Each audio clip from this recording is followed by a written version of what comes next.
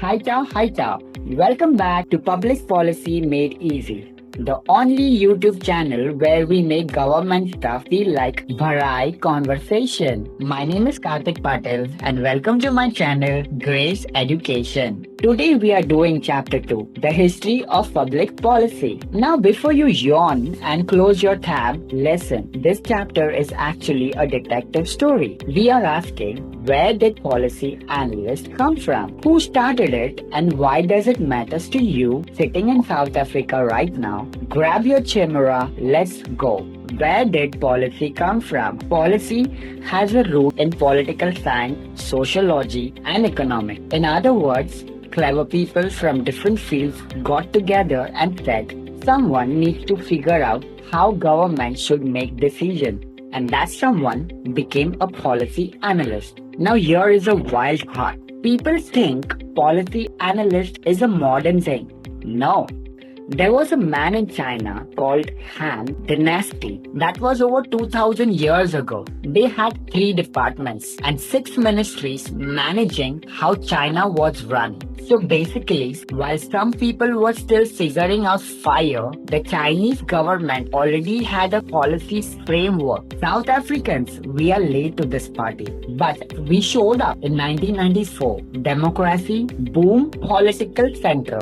Policy analyst in modern world. Fast forward to 1940s and 1960s, policy analysts really took off in America. A guy called Harold Lasswell in 1940s basically said, we need to study politics scientifically.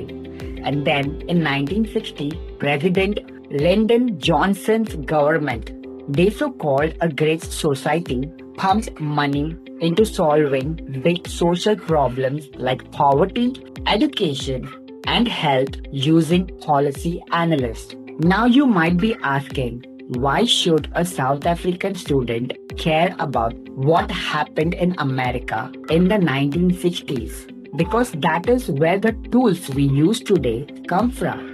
Cost-benefit analyst, policy evaluation framework, monitoring and evaluation systems, all of that was developed during that era. Think of it like this.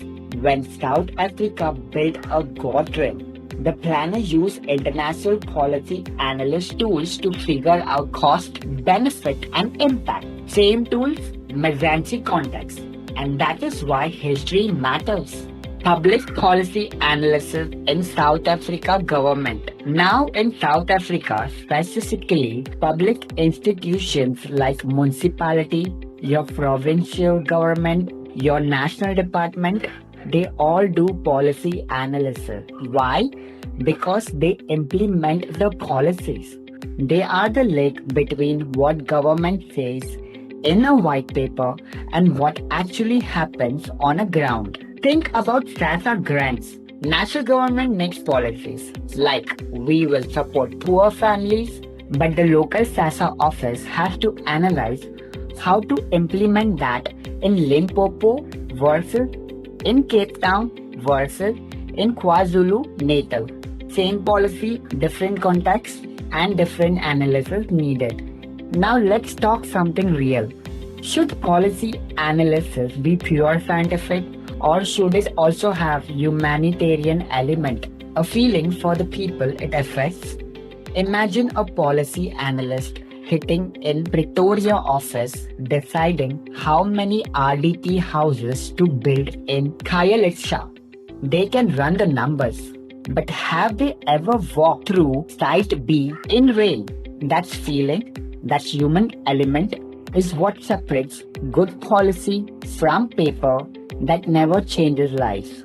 Who are the policy analysts? You will be surprised. It's not just government people in grey suits. Policy analysts are found everywhere. In government, people in presidency, national treasury, DCSA, they analyze policy every single day. In universities and think tanks, the organization like Human Science Research Council, which is HSRC in South Africa, produce policy research that government uses.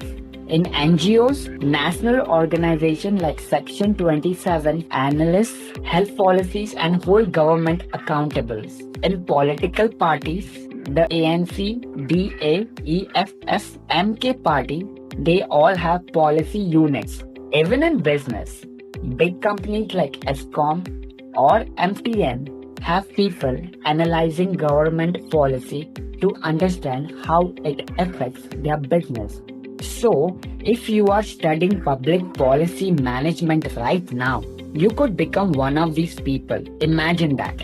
You analyzing the NHI, you evaluating load shedding policy, you telling ESCOM, no, this is not working. Here is why. That is a real power. And the last part of this chapter 2, how do we know if policy worked? That's called policy evaluation. And there is a brilliant reason why we evaluate to measure if the policy actually achieved its goal. Did the RDP houses actually reduce homelessness? To learn lessons for the future, what worked in Soweto that we can use in Durban? To test whether our assumptions were correct. We assume people want the houses, but did we ask them what they actually needed? To ensure accountability, government spent 3 billion rands on housing. Where did it go? But yes, sometimes government evaluate public policy to show the public that they are doing their job. South African example, the e-toll system in Gauteng. It was policy. It was implemented.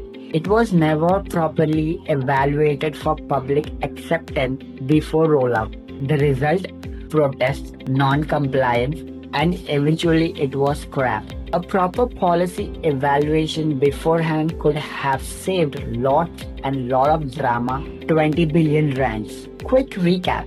Policy analysis has existed for thousands of years.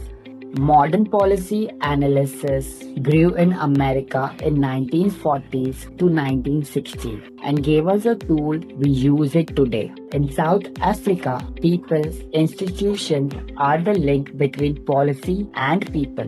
Policy analysts come from everywhere: government, universities, NGOs, parties, businesses. Policy evaluation is how we check if policy works, and South Africa has learned some expensive lessons the hard way. So that was our chapter 2 in a bag. Drop a comment below.